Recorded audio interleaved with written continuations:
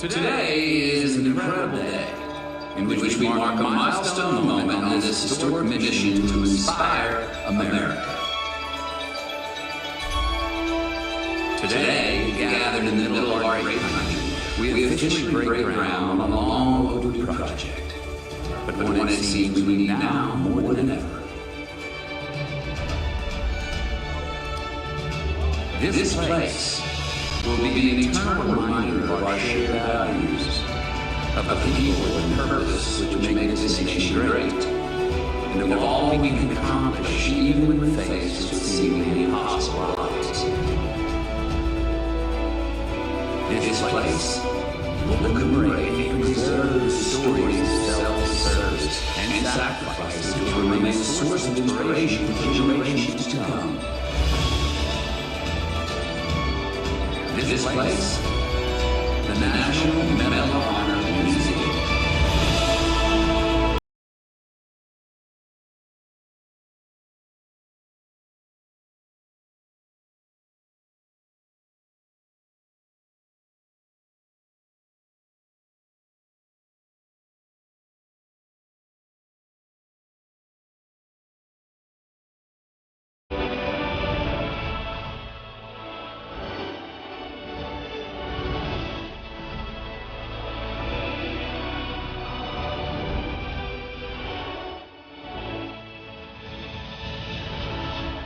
Established in 1861, the Medal of Honor is our nation's highest award for valor in combat.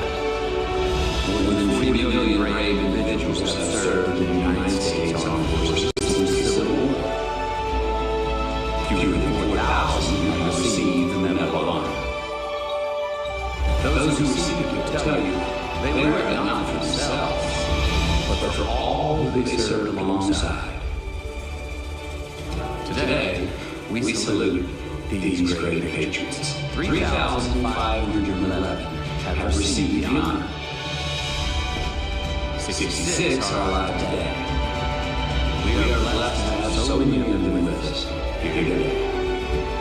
Ladies and gentlemen, please welcome those who have distinguished themselves conspicuously by gallantry and intrepidity at the risk of life above and beyond the call of duty.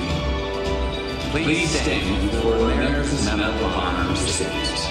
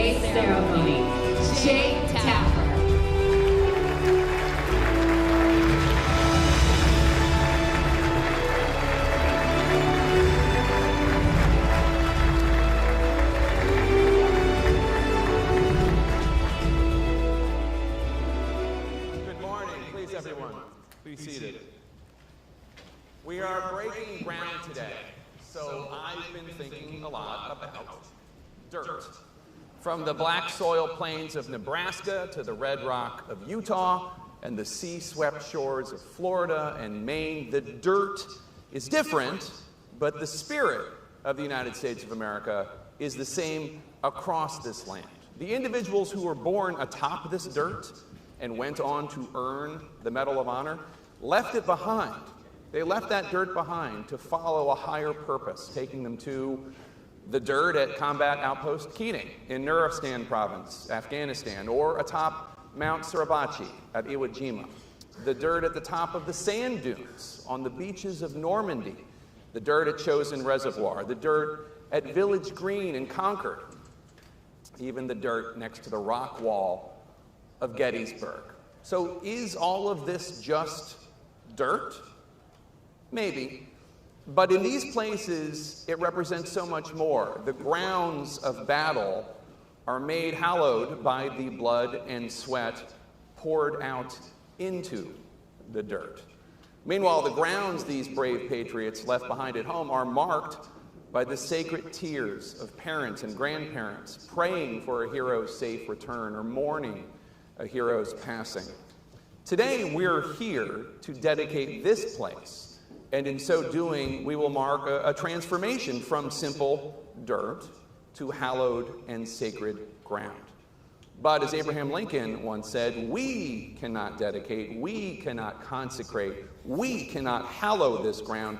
The brave men, living and dead, who are remembered here, have already consecrated it, far above our poor power to add or detract. Yes, the world will little note nor long remember what we say here, but it can never forget what they did. Today, 66 Medal of Honor recipients are living. 15 join us here today. Each one a living legacy whose story will have a permanent home on this national landscape in the National Medal of Honor Museum. And today we salute these Medal of Honor recipients and we celebrate the country we love and they so bravely, so selflessly serve. Please stand for our national anthem to be performed by the United States Air Force Total Force Band. And please remain standing for the invocation to be offered today by Chaplain Navy Rear Admiral Margaret Grun-Kibben.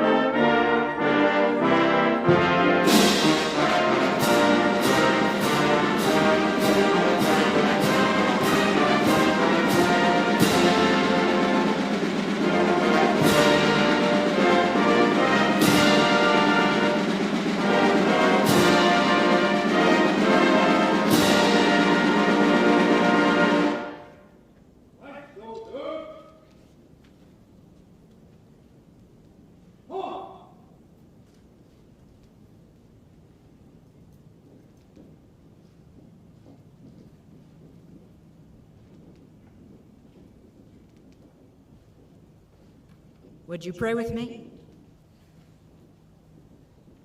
Holy God, we ask you to bless this moment and make it sacred as the long-held desire to honor America's heroes appropriately comes to reality, as the hope for a monument that gives honor to their selfless sacrifice is fulfilled. We pause to ask you to be the foundation of this endeavor. You and the valor of the over 3,000 soldiers, sailors, airmen, Marines, and Coast Guardsmen of this United States, who in the face of unimaginable circumstances upheld the highest virtues of honor, courage, and integrity. On their shoulders does our nation's freedom stand, and this monument find its vision. So may every block and beam, rise and step be strengthened by the bravery and dedication of those whose lives we honor today. May the construction of this museum serve well to tell the story of gallantry and intrepidity in the face of impossibility, resilience in the face of unspeakable adversity, that our compatriots would find hope in humanity and inspiration for their own contribution to the common good. Throughout this season of construction, may those who labor on this site be inspired by the purpose for which they contribute their time and talent. Grace them with the knowledge that they, in their own way, honor those who left homes just like theirs to serve a purpose far larger than themselves. Holy God, sanctify the future of this monument. May it reflect the spirit of America and the blessing you offer to those who give of their whole selves in their service to you and to this country. And God, bless America. In your name we pray. Amen.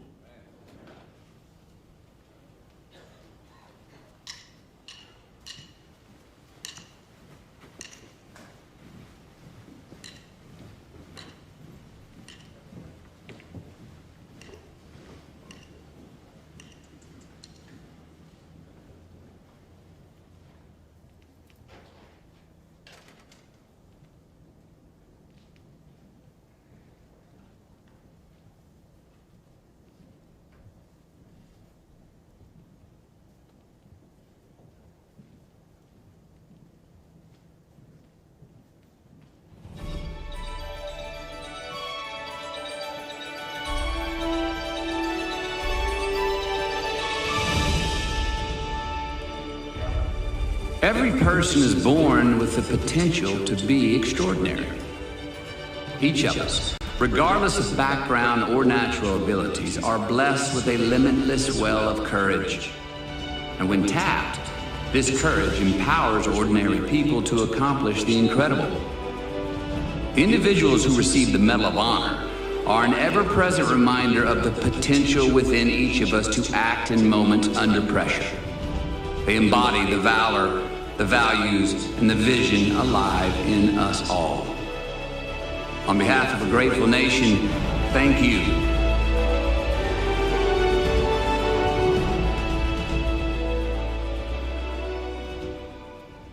Medal of Honor recipients come from every branch of the military.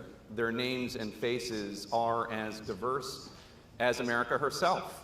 First-generation American recipients of the honor represent more than 36 countries. Whether born into a family with a tradition of military service in Virginia or California, farmers in Iowa, or to a single mom in New York, recipients of the Medal of Honor come from every state in the nation, and though diverse in many ways, they are united in purpose and in sacrifice. For the past several months, friends and supporters of the museum, as well as family members of fallen service members, have been sending their state soil to Texas. Dirt from across the nation has arrived in bags and in boxes, in jars and envelopes, each container bringing with it a story. And today, as we prepare to turn this dirt, our attending Medal of Honor recipients will unite our nation's soil with the Texas dirt, building a whole greater than the sum of its parts, just like this great nation.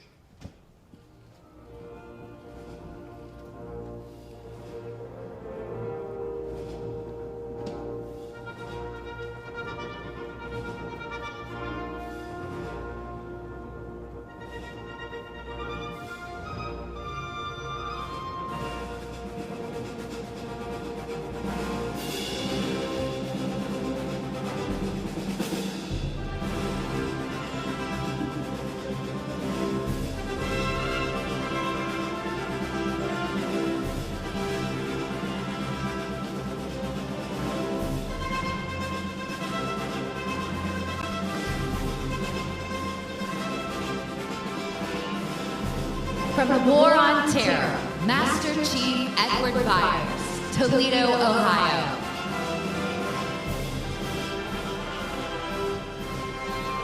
Corporal William Kyle Carpenter, Jackson, Mississippi.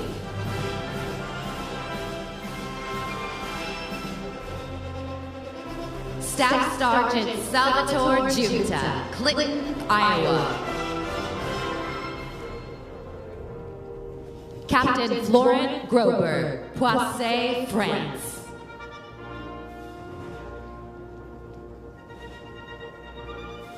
Command Master Chief Britt Slabinski, Northampton, Massachusetts.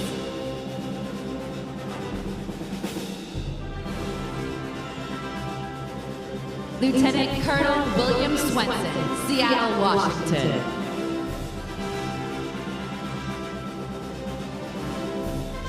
Sergeant Major Matthew Williams, Casper, Wyoming.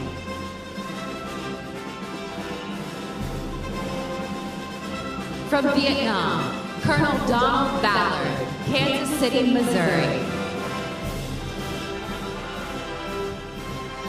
Major General Patrick Brady, Phillips, South Dakota.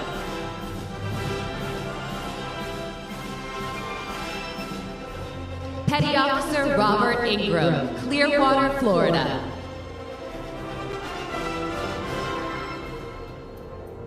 Specialist Bid Class, James McLuhan, Southampton, Michigan.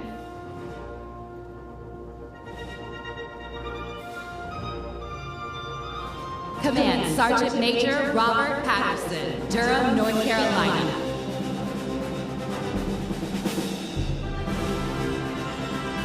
Lieutenant Michael Thornton, Greenville, South Carolina.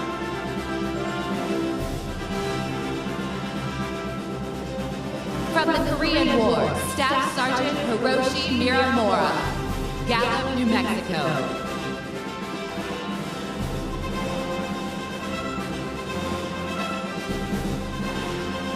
From World War II, Chief Warrant Officer 4, Herschel Williams, Quietdale, West Virginia.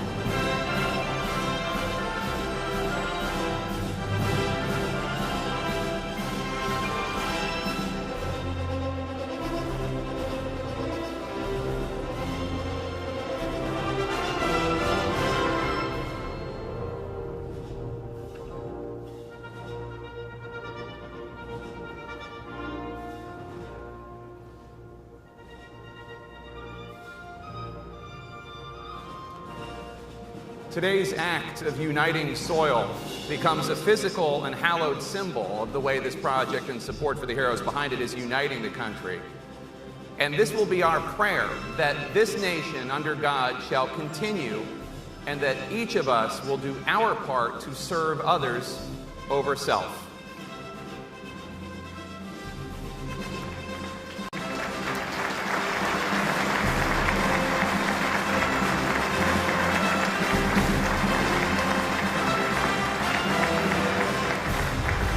Potential without action is never realized. Action without purpose is meaningless. Within each of us, there must be a catalyst to transform potential into action. For Medal of Honor recipients, this catalyst was hardship, loyalty, and the crucible of combat. Honoring their extraordinary acts of valor pays tribute not only to the recipients, but also to the brothers and sisters in arms who they acted to protect. Ladies and gentlemen, the 20th Chairman of the Joint Chiefs of Staff, General Mark A. Milley.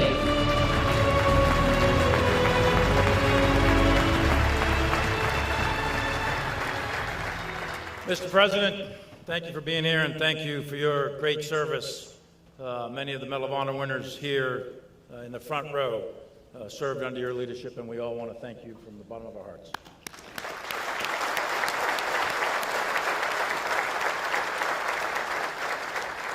There are many dignitaries here, and I won't single them all out, but I do want to say thank you to each and every one of you for being here today to celebrate what is a very, very important event, the opening of an incredible museum. There are thousands of people who contributed to putting this together, and so many more, many in this audience, will continue this hard work. So thank you all for your leadership, your inspiration, and indeed your vision for bringing this to reality. And because of their efforts, we will soon have this Medal of Honor Museum deep in the heart of Texas, where the public can celebrate the spirit of the Medal of Honor and learn about the tremendous Americans who have received our nation's highest award for valor. And it is indeed a museum that will bring Americans together, as you just saw the pouring of soil from many of our states. Since it was established during the Civil War, 3,511 American soldiers, sailors, airmen, and Marines have received the Congressional Medal of Honor.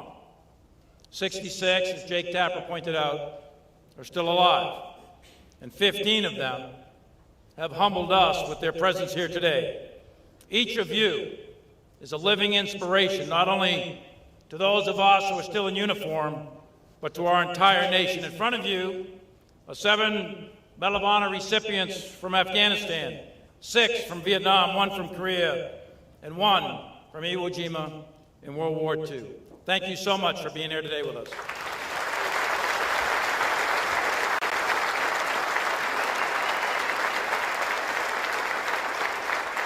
The National Medal of Honor Museum will enshrine the stories of our Medal of Honor recipients for future generations to come. And these stories of selfless service deserve a permanent home.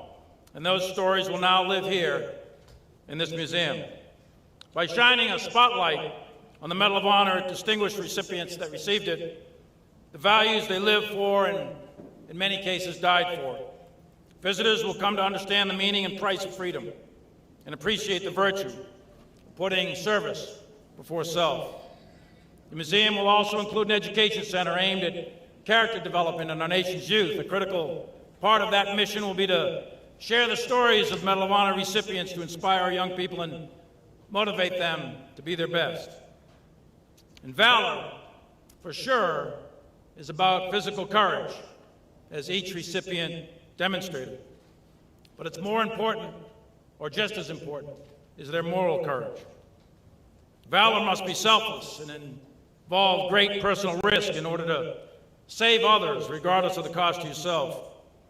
But words do not do justice to the concept of valor. We need the power of example, the example of Medal of Honor recipients, each in their own time and in their own way, personally demonstrating valor. You see that valor demonstrated in Major General retired Pat Brady, who retired as a Major General and served 34 years in the United States Army. He was commissioned as a second lieutenant in the Army Medical Service Corps in 1959, a year after I was born, and served in Berlin during the building of that wall. And he returned to the Berlin Wall in 1989 when it was torn down. And in between, he served in the Dom Rep, the Dominican Republic, in 1965, and in Korea, along the demilitarized zone. But it was really in Vietnam, where Pat was a soldier of uncommon courage and commitment. During his first tour in Vietnam from January of 64 to January 65, then Captain Brady served as an ambulance helicopter pilot with the 57th Medical Detachment. These Huey pilots, often flying under the call sign Dust Off, flew under the leadership of Major Charles Kelly, an infantry soldier turned pilot who never forgot what it felt like to be in a firefight and call for a rescue helicopter. On 1 July 1964, when, after being repeatedly warned away from a very hot and dangerous LZ, Major Kelly said, "I will leave only when I have you wounded." Soon after that, Major Kelly was shot in the heart while he was flying. Major Charles Livingston Kelly became the 149th American to die in Vietnam, and his name is forever etched on a panel, one echo of the Vietnam Veterans Memorial in D.C. He is the father of Dust Off, and many, many Americans owe their lives to the concept that he created and personally led. And in a moment, Pat Brady lost his mentor, his friend, and found himself now as a detachment commander. The following day, a new commander showed up and tossed the bullet that Major Kelly was killed with on Pat's desk and asked then Captain Brady if they were going to stop flying so aggressively. Pat picked up the bullet and replied, "We are.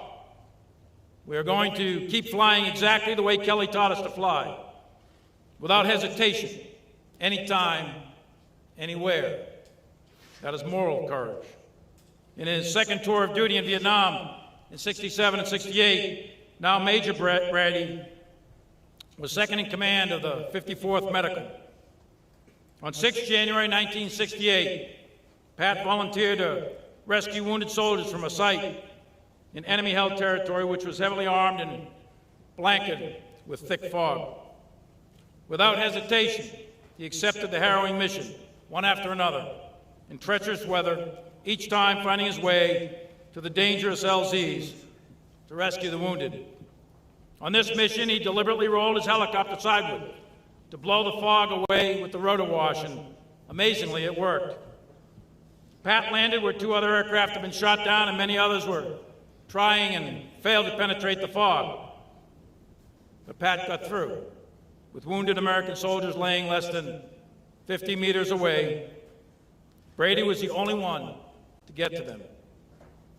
And he came back. Not once, not twice, not 3 times, but 4 times. 4 times, Major Brady went back into that hot LZ, and he successfully evacuated every single wounded American. And he kept going. On another mission, he and his crew rescued an isolated platoon of soldiers out on an enemy minefield. The mine detonated near Brady's helicopter, tearing through the aircraft and wounding 2 of his crew members. Yet he continued to fly, and he flew the wounded to their medical aid. And at the end of that day, his rendezvous with destiny, Pat had utilized 3 helicopters that had been destroyed while he was flying them to evacuate a total of 51 seriously wounded men many would later die. The aircraft he flew that day had over 400 bullet holes. Pat flew over 2,000 combat missions in Vietnam and successfully evacuated over 5,000 wounded during his 2 tours of duty. And Pat is the only living Army veteran of Vietnam to hold both the Medal of Honor and the Distinguished Service Cross, the nation's 2nd highest award. Pat's story is incredible, simply incredible. And so is that of every Medal of Honor recipient. These stories of heroism, service, and valor must be shared, and that's exactly what this museum will do. In a memoir he penned to his daughter Megan, a veteran herself who followed in her father's footsteps as a medical officer, Pat described the mission in Vietnam and the legacy he protected for his fellow friend and mentor, Major Kelly. And he wrote, "Kelly's position was simple. The others came first. The patient came before all else. And our mission was to protect and care for them and never to abandon them. It is precisely this spirit that will fill every corridor of this museum. And we cannot truly appreciate the sacrifice of our Medal of Honor recipients unless we see the weapons they used and feel the uniforms they wear and hear the stories they told and read the letters that they wrote. We will never feel our lungs suddenly hollow from the impact of artillery and shells on a hot Civil War battlefield like Mary Walker did. You and I will never fight through the haze and the mustard gas of the Meuse-Argonne like Corporal Freddie Sowers did.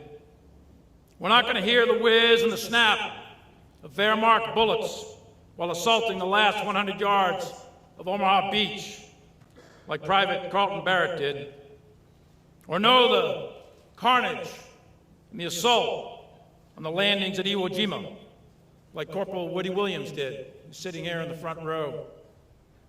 We're not going to suffer the blistering cold of the Chosin Reservoir like William Barber, United States Marine Corps did, or the sweltering humid choke of South Vietnam jungles like Bob Patterson did.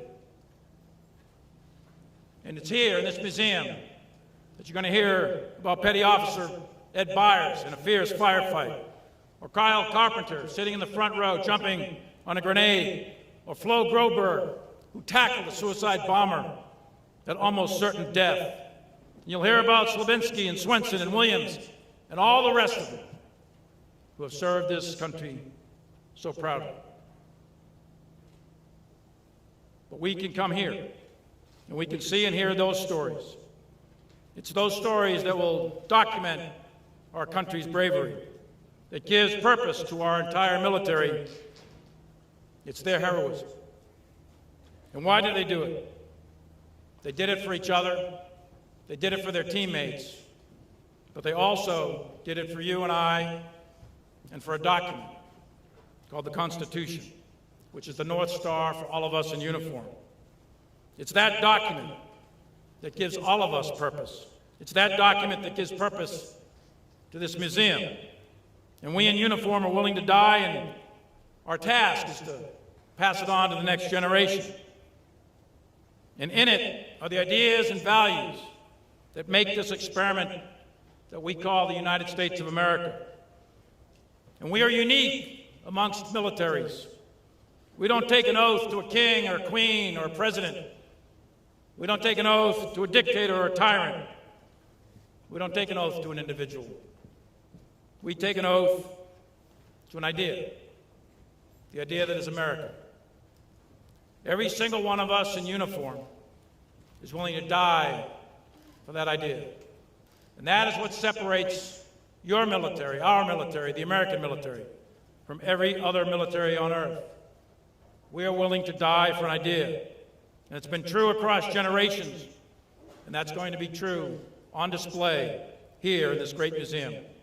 It's a portal that will connect us to our past and cast a guiding light onto our future. This museum is a monument to the very best of our country. In the front row in front of us, all of us today, are representatives of the best that is America. The unparalleled valor of those who wear the cloth of this nation, who have guarded the wall and stood on the beach, defended Americans for 246 years. That spirit, that mission, that idea, the idea that is America, is timeless. And the valor it takes to protect and defend this experiment in liberty, that too will live forever, right here in this museum. Thank you all, and may God bless America.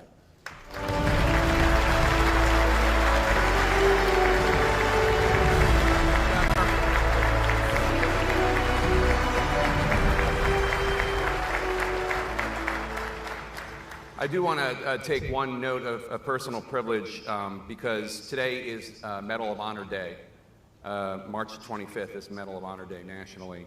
And I want to note that it was on November 15th, 1990, when President George H.W. Bush signed National Medal of Honor Day into law. So while the hero that was your father is no longer with us, his spirit lives on, and we just want to take that moment to acknowledge the Bush family for this.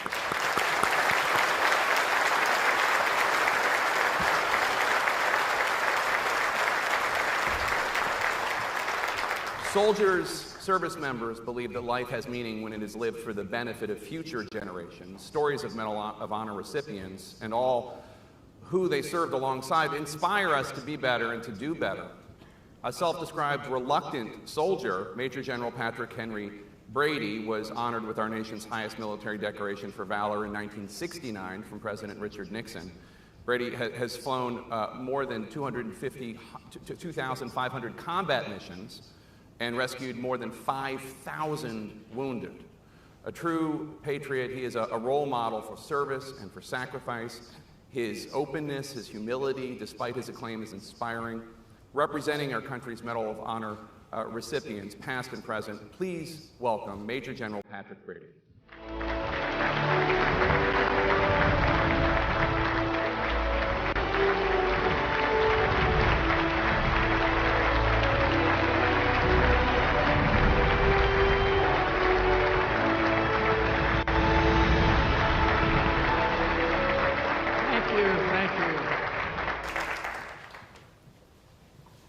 I just really love to hear what a fine fellow I am. I wish my wife could be here to hear what a fine fellow I am. But more than that, I wish my wife's mother could be here to hear what a fine.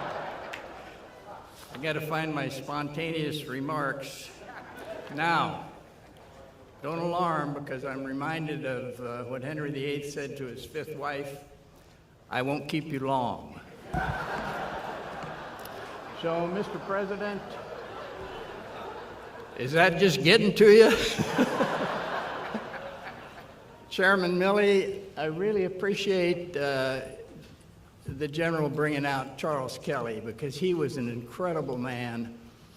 What he did continues to serve, and his dying words, "When I have your wounded," set the standard for battlefield rescues to this day. He was an inspiration to all of us, and we're going to go to Vietnam in April, and we're going to put a memorial on the spot where that great man was killed.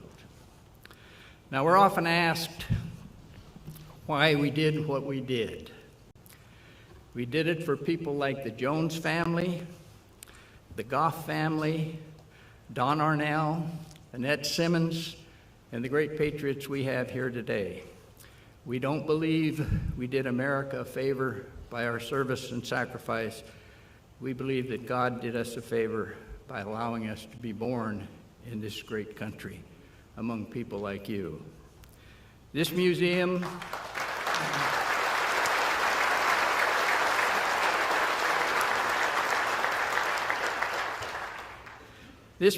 will trace our roots to Abraham Lincoln, the Civil War. On our rolls are names that will ever be a part of American history: Sergeant York, Charles Lindbergh, Douglas MacArthur, Teddy Roosevelt, Jimmy Doolittle, Eddie Rickenbacker, Mary Walker, Buffalo Bill, Audie Murphy, and of course, Pat Brady. Now, most recipients are obsessed with service. Chris, our CEO, he never stops talking about service. This museum will allow us to serve beyond our lives. It will highlight recipients' accomplishments as citizens, more important than what we did as soldiers. We are a family of Americans who not only defended our country, but we helped design and enrich it. These great blood donors to our freedom believe life has no meaning unless lived for the benefit of future generations.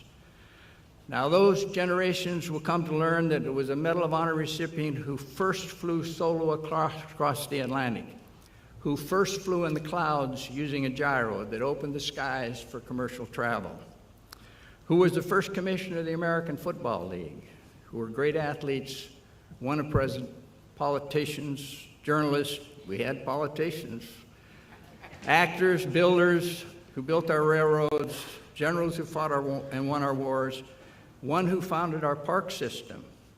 And we have prisoners, as in POW and as in convict. It was a Medal of Honor recipient who composed taps, who founded the CIA, and on and on. And I think it was a Medal of Honor recipient who's on Mount Rushmore who spoke what should be on the door to this museum.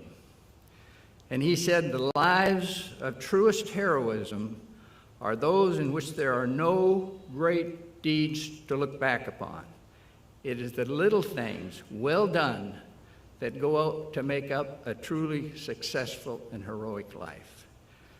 Heroism is interesting, but only valuable inasmuch as it is inspirational, that it inspires the values upon which this nation was built. And we will see in this museum the history of values told through our recipients. Young people will learn they can be heroes and they don't have to go to war to do it. This museum will be a vault for those values, the values embedded in this medal: courage, sacrifice, and patriotism. There's only 3, not 6. They screwed up on that airplane. These are the pillars of American excellence. Valor is finite. Values are infinite. Is there another museum anywhere in the world that ties valor and inspires to teach values. Courage, of course, is the key to success in life. It's the only way in which we are all born equal. Faith is the foundation of courage. Fear is an emotion. Courage is a decision. Fear is actually a form of slavery, as we have seen. I've never known anyone with enduring, repetitive courage who was not also a person of faith. And you're going to find that, and I have found through these many years, that faith is very, very prominent among our recipients. Sacrifice, love in action, vital to happiness and leadership. And I believe that the capacity for sacrifice may be the ultimate measure of genuine human goodness. Patriotism. Many recipients would rather be called patriots than heroes. We realize that the medal we wear more because of the mercy and grace of Almighty God and the goodwill and support of our fellow troops than for anything we did as we struggled through the mist and the mess of combat. We know that what we did to earn the medal is less important than what we do with it. It does not make us special, but it does allow us to do special things, and there is nothing we have ever done that's more special than this museum. The bottom line is, America patriots, this museum can change America. And there is no strength without our patriots. Peace is the ultimate victory of all warriors. And I think patriotism is best illustrated by a story we tell of a dear friend of mine. You guys get ready for a war story? You know the difference between a war story and a fairy tale? Fairy tale begins once upon a time. War story begins with, this is no shit.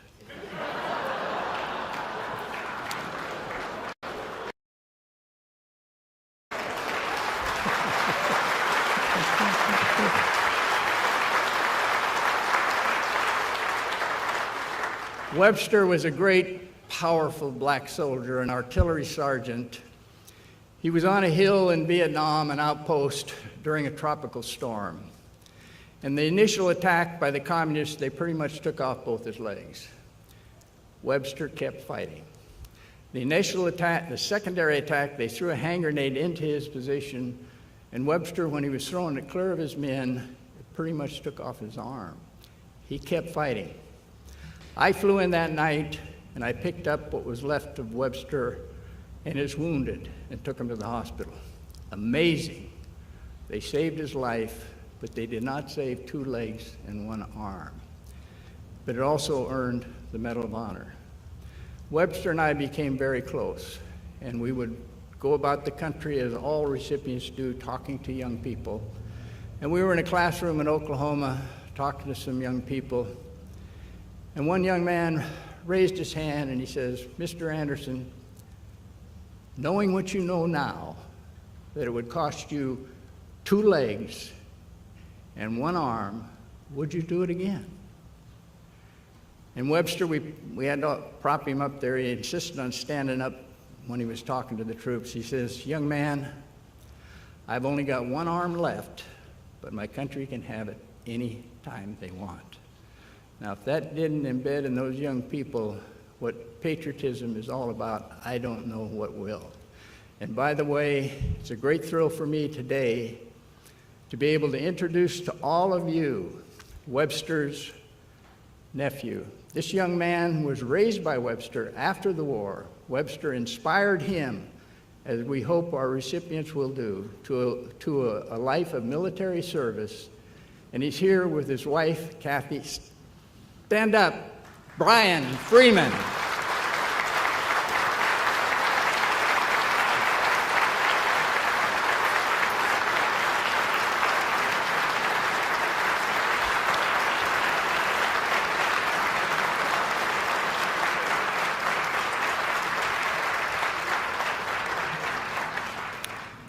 Okay, God bless you guys. Get this damn thing done. We don't buy green bananas anymore.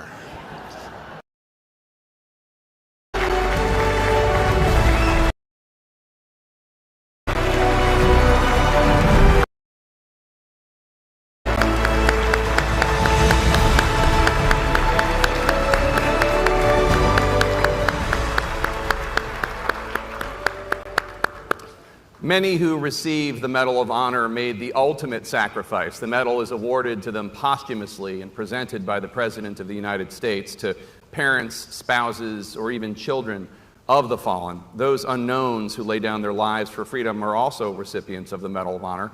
We would also, specifically, those who represent recipients who are no longer with us, sharing their treasures with us by graciously contributing medals and other precious objects to the museum collection. Each of these items will help tell the full life story of their incredible loved ones. Today, to honor these fallen patriots, we welcome from Marine Barracks, Washington, D.C., the United States Marine Corps Silent Drill Platoon.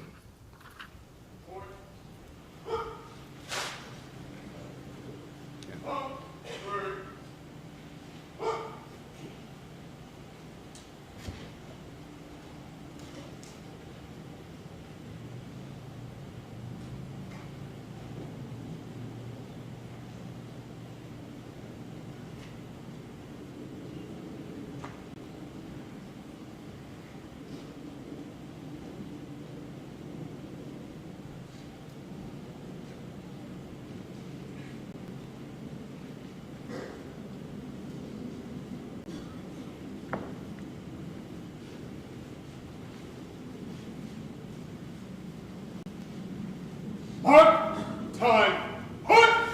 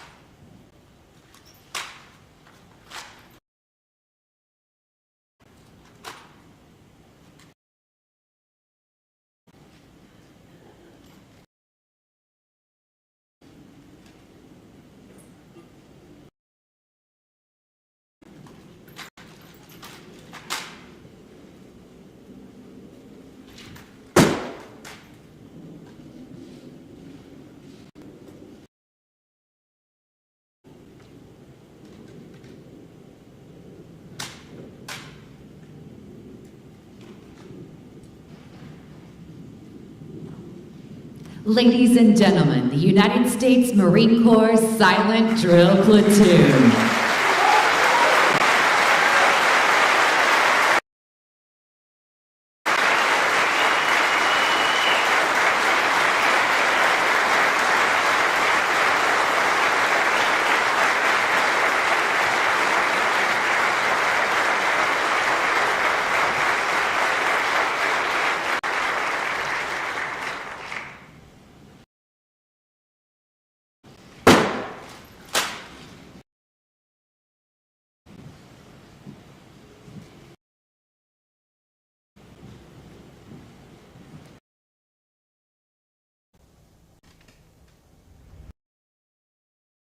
Most National Medal of Honor recipients, service did not end on the battlefield. Those who came home continued to serve their country, communities, and families, reminding us that what we do in a single moment of trial is indeed important, but how we live every day is what truly matters. Through this museum and the National Medal of Honor Institute housed on honor recipients will continue to serve long after they are gone. Their legacies will provide examples of character and lessons in leadership, transforming all who they encounter.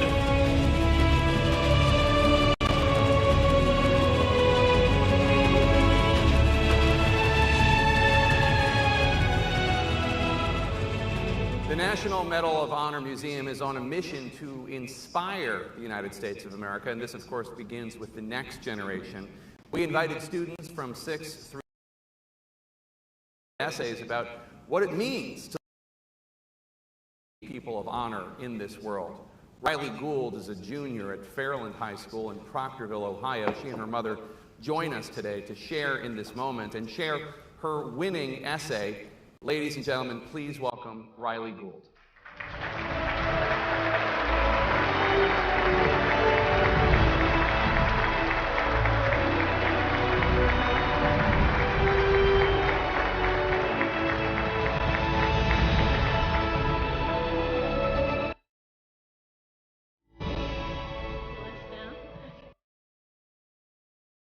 All right.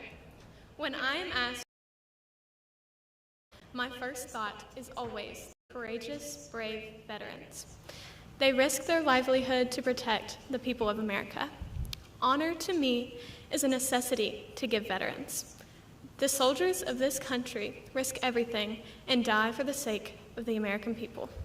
My cousin, Sergeant First Class Matthew McClintock, was a Green Beret for the American Army. He was assigned to 1st Battalion, 19th Special Forces Group. Matthew went back into gunfire to allow a helicopter to land and save his injured team members. In that moment, he became selfless. Honor to me is especially important because of this. I watched as the country mourned the death of my family member. January 5th, 2016 forever changed my view on what honor meant to me and how it affected my everyday life. Because of what Matthew did, we were protected. Society needs honorable people to keep us protected. Without veterans and other honorable people, society would not recognize the importance of honor and what it means to be honorable. There is risk, selflessness, liability, danger, and love involved with honor. Society needs and will continue to need noble people to keep the peace. The self-sacrifice needed to be considered honorable is indescribable. My mother, Rebecca McClintock, works for a veteran hospital and shares with me the many stories of the brave veterans who stop and talk to her. She tells me that the veterans, if given the opportunity, would not change the fact that they went into the service. Our troops deserve so much for the amount of benevolence and generosity they possess. I would like to personally thank every single veteran for their sacrifice and let them know the honor they hold in my heart. We will forever be grateful.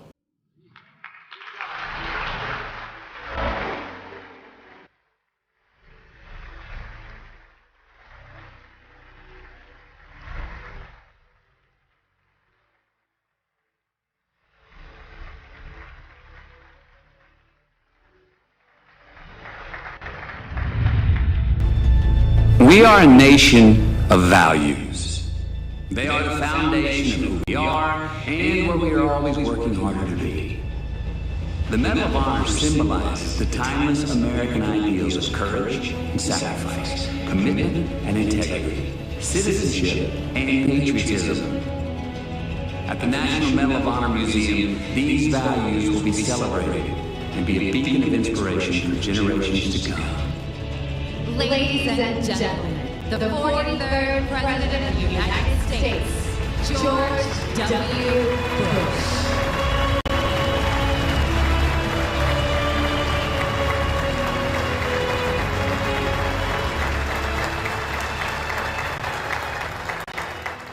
Too hot to applaud too much. Riley, thank you for your words. If there's any doubt about our nation forgetting the sacrifices of people like Matthew, put it out of your mind, because that's what we're here to celebrate. I appreciate General Milley for being here. It's a big deal when that many stars show up. I also want to thank Admiral Kidman, General Martin. Appreciate your service. And welcome to the other Arlington. That would be Texas. And if you think the Pentagon was big, just walk across the street to AT&T. Charlotte, I want to thank you and the board of directors and the funders for the work you've done to help build this museum. I congratulate you on choosing Chris Cassidy to lead it. Most of you don't know who Chris Cassidy is, and frankly, I didn't either until I met him. But he saw combat in Afghanistan as a SEAL. He became NASA's 14th chief astronaut. You know, I'm not so sure what's more impressive about him. Those two credentials are the fact that he had survived an interview with Charlotte Jones. I want to thank members of Congress, distinguished guests, Tapper, who I hadn't seen in a long time. Laura and I are proud to join you. From my fellow honorary directors. Put words in their mouths, but I can. Clinton and Obama were here. They would tell you that presenting the Medal of Honor is one of the great privileges of being president. President Harry Truman said he'd rather have earned the Medal of Honor than be the commander-in-chief. And I think General Brady was probably there to hear him say that.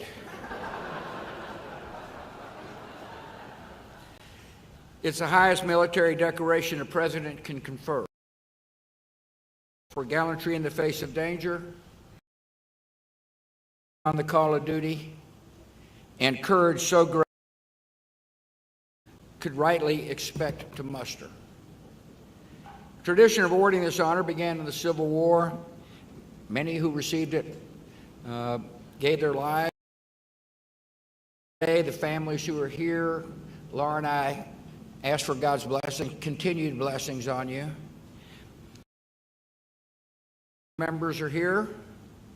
I want to continued work. When you look at the medal who has demonstrated gallantry, you're looking at someone who's placed. You're looking at someone who understands the meaning in a profound way, and you're fortitude and patriotism. And these values passed on to future generations.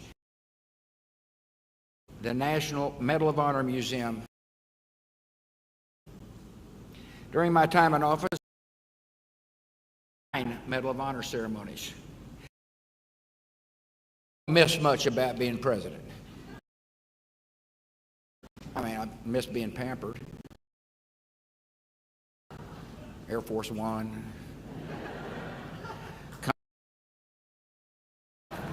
But I tell you what Laura and I miss. We miss the military and their families. And a lot of time helping our vets transition in life with a particular emphasis on dramatic brain injuries. Vets, as you get to meet some extraordinary ones, and 2 of the Medal of Honor recipients who are here today, I got to know. Salvatore junta. Getting ready to graduate from John F. Kennedy High, and when he heard they were giving away T-shirts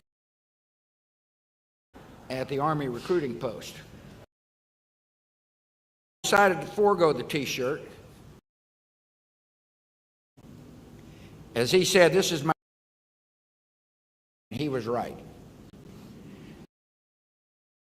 In 2005, he got shot in the leg.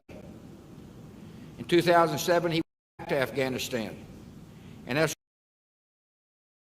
insurgent forces.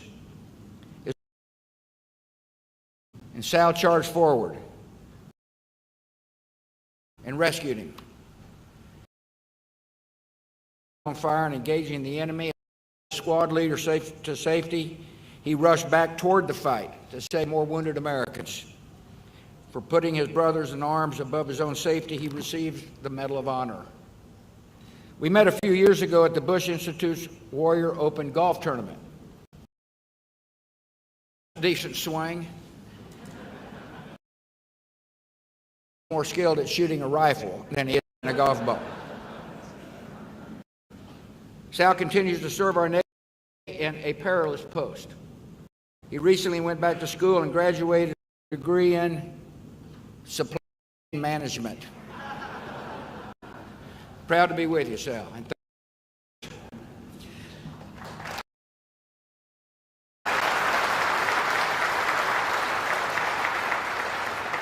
Florent Groberg is here. Hard to call a man Florent after he... So I just went with Flo. That'd be F-L-O-W. He grew up outside of Paris, France, and came to the United States at age 11. In other words, he wasn't born in this country. He embraced our country. He worked hard. He excelled in academics and athletics. And after graduating from the University of Maryland, he enlisted in the U.S. Army. Following the 9/11 attacks, for me, he said, Ranger schools deployed to Afghanistan with August 8, 2020, Captain Groberg's formation, which included several high-ranking military officials. Flo ran straight at the threat.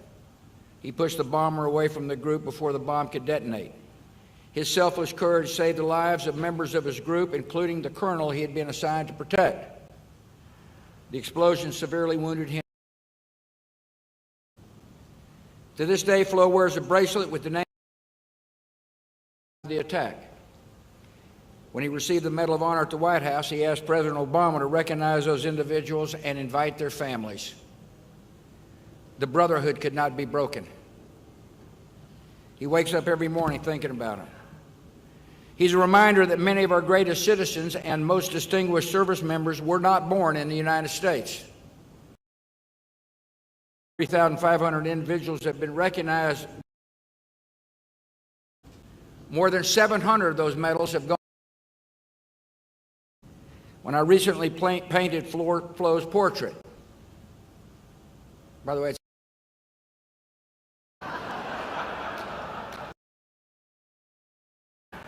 I painted a man I'm proud to call my fellow American. By sharing the stories of men like Flo and Sal, this museum will give Americans a deeper understanding of what's important: patriotism, courage, duty, and service. Visitors will come away with a new appreciation of what it means to sacrifice and what it means to live in a free land. You know, during these turbulent times, people ask me, am I worried? And my answer is no. I'm optimistic about the future, because for so long as we emulate the virtue and the character of the people we honor, we're going to be just fine. And that's what the National Museum of Honor does. It emulates excellence. I want to thank you all for being here. God bless America.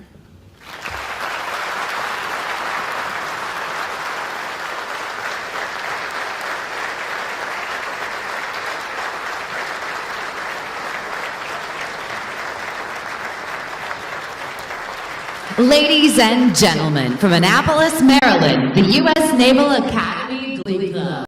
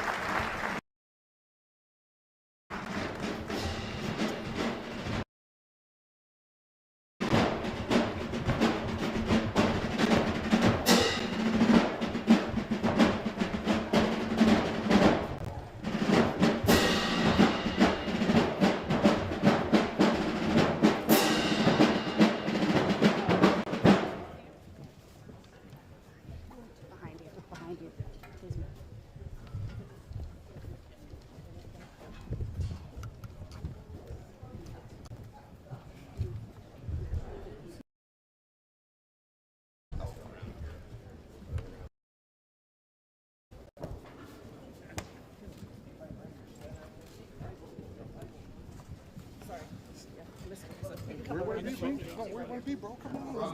don't want to get in front of his way too. Whom we honor with this mission, to the generous supporters, founders, and the leaders who have breathed life, families who have entrusted their keepsakes and honorary directors who serve our nation as commanders-in-chief. Today, with this action, we continue the enduring work of inspiring America and creating a more perfect union.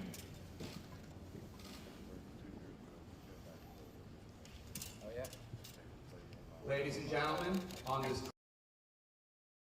very heart of our incredible nation, and break ground on this historic